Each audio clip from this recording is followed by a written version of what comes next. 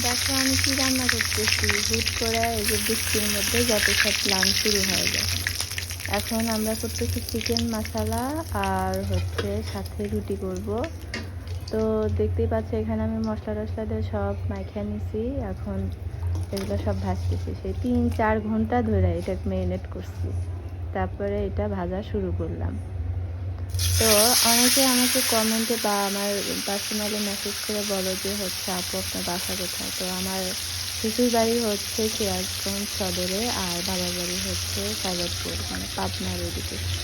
তো আমি কিন্তু পাবনার ভাষাতেও কথা বলতে পারি, আবার সিরাজগঞ্জের ভাষাতেও কথা বলতে পারি, কিন্তু হয় না মাঝে মধ্যে, মানে দুইটা মিক্স হয়ে যায়।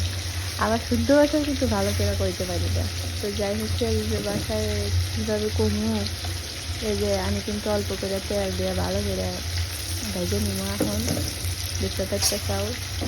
আর আমাদের সেম কথাটাই যদি সাজাদপুর, মানে আমাদের পাবনার ওদিকটা ভাষা দিয়ে আল্লাহ আল্লাহ তেল দিয়ে ভালো করে ভাজা লাগবো, না ভাজি পারে স্বাদ লাগবো না।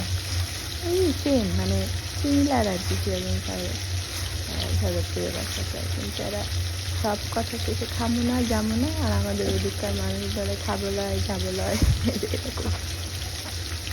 আমি যে জিম করি, এখন আমার এই জিম কোনো কাজেই লাগতেছে না। সারাদিন এটা রান্না করো ওটা রান্না করো, ছেলের আবদার জামাইয়ের আবদার, এগুলো সব পূরণ করতে করতে দেখা যায় যে আমি যদি 7 দিন ডায়েট করি, আর 7 দিন মনে করো যে পেট ভরে খাইতে হয়, এই হচ্ছে অবস্থা। এখন নিজে এত কষ্ট করে বানায়, সবাই খাওয়ায়, আবার নিজেরও তো খাইতে ইচ্ছা করে, তাই না? তো না খেলে কেমন হয়? তো এই জন্য আর কি খাই, আবার জিমও করি এখন যতটুকু হয় আর কি।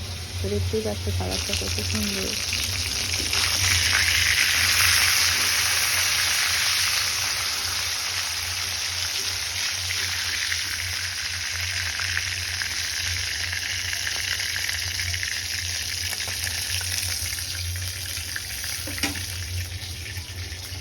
চিকেন মশলা এখন এক একজন এক একভাবে বানায়, তো আমার হচ্ছে আমি এভাবেই বানাই। আগে চিকেনটা ম্যারিনেশন করে বেশি, মানে হালকা বাইরে ব্রয়লার মুরগি না, আর একটু বেশিক্ষণ রান্না করতে হয়, তো আমার 3 পিস আমি মুরগির ভাগে কেটে নেবো, আর 1 চামচ তেলে হচ্ছে আস্তে থাকে, সেই মশলা পছন্দ করে না, যার কারণে ওকে আমি একটা আস্তে দিব, আর বাকি সবগুলো মশলা করে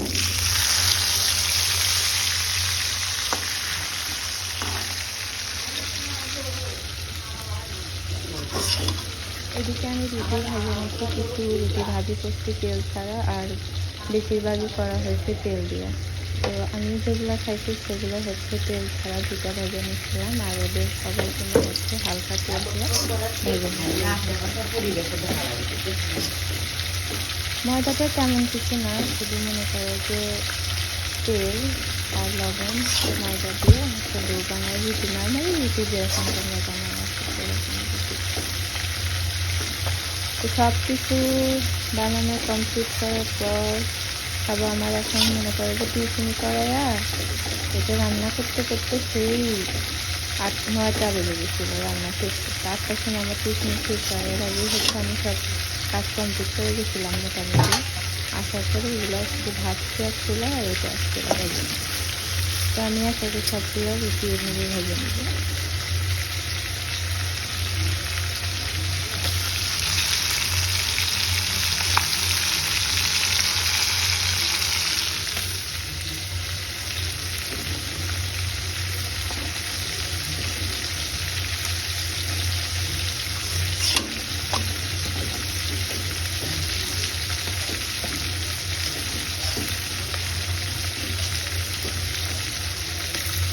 এভাবে কাজ করা একটু টাফ, কারণ হচ্ছে একসাথে এতগুলো রুটি মানে বেলতে হয়, আবার ভাজতে হয়েছে, আবার ভিডিও করা লাগতেছে, সব একসাথে একটু ঝামেলা হয়ে যায়। তো এখানে আমি হচ্ছে পেঁয়াজ কেটে নিলাম মশলা তৈরি করার জন্য, একটু পেঁয়াজ কেটে নেব, আর হচ্ছে কাঁচামরিচ। তো কাঁচামরিচ অল্প কয়টাই দিচ্ছি, পেঁয়াজ একটু বেশি করে 4 ফালতি করে নিচ্ছি, বেশি কুচন করে নেই, মোটা মোটা করে পেঁয়াজ কেটে নিচ্ছিলাম, পেঁয়াজটা খেতে বেশি ভালো লাগে। তারপরে যে চিকেনগুলো এখন যেগুলো আমি ভাজা রাখছিলাম, সেই ভাজা চিকেনগুলো এখন আমি ছোটো ছোটো টুকরা করে নেব, যাতে আমি যে গ্রেভিটা তৈরি করব সেটা যেন এর ভিতরে ভালোভাবে যায়।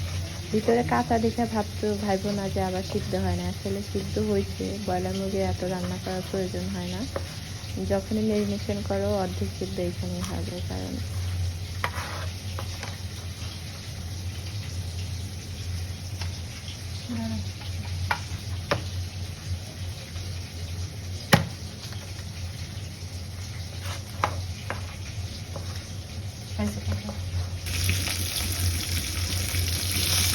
আমি এখানে সরিষার তেল নিচ্ছি, তোমরা ইচ্ছা করলে যে কোনো তেল নিতে পারো, কিন্তু আমার জামাই আবার এই সরিষার তেল দিয়ে আজকে খাইতে চাইছে, তো আমি এর জন্য সরিষার তেলের মধ্যে পেঁয়াজ আর মরিচ দিচ্ছি। দেখো ভিডিও করতে করতে আমি চুলাটা আর জ্বালানি ভুলে গেছিলাম, তো আর চুলাটা জ্বালাই দিচ্ছি।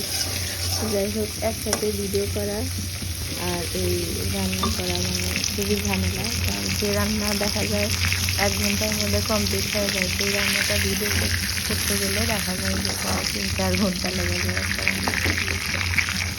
এটাই হচ্ছে কন্টেন্ট ক্রিয়েটরদের কষ্ট। তো এদিকে আমার পেঁয়াজটা ভালোভাবে আমি ভেজে নেবো, হালকা ব্রাউন মানে বাদামি কালার করে নেব।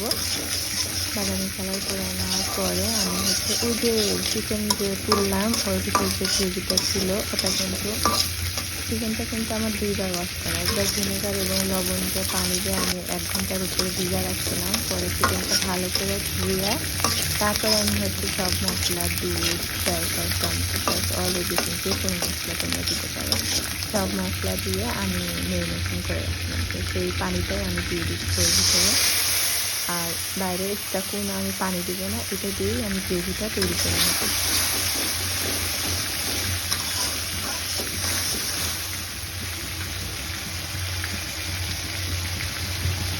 এখন আমি এর ভিতরে দিয়ে দেবো হচ্ছে অনেকখানি টমেটো সস, সেটা খুব একটা বেশি না হলে আবার অনেক তৈরি। তো যাই হোক, এখন আমি সয়া সস দিয়ে দেবো। সয়া সসটা হয়তো সয়া সস দিয়ে কিন্তু তোমরা এই যে সয়া সসটা দিয়ে কাঁচা মাংস খাওয়া যায়, আসলে কাঁচা মাংস খাওয়া আমরা অতটা অভ্যস্ত নয়, তার কারণে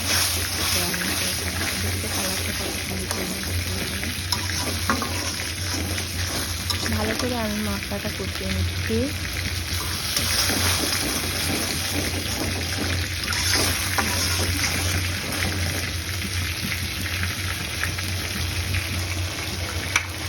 তো আমার মশলা কষানো শেষ, এবার সেই কেটে রাখা মাছগুলো আমি ভিতরে দিয়ে দিব।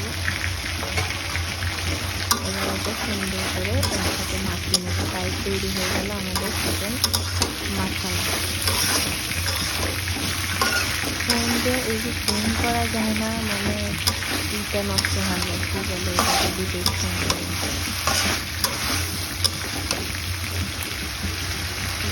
অতটা সুন্দর।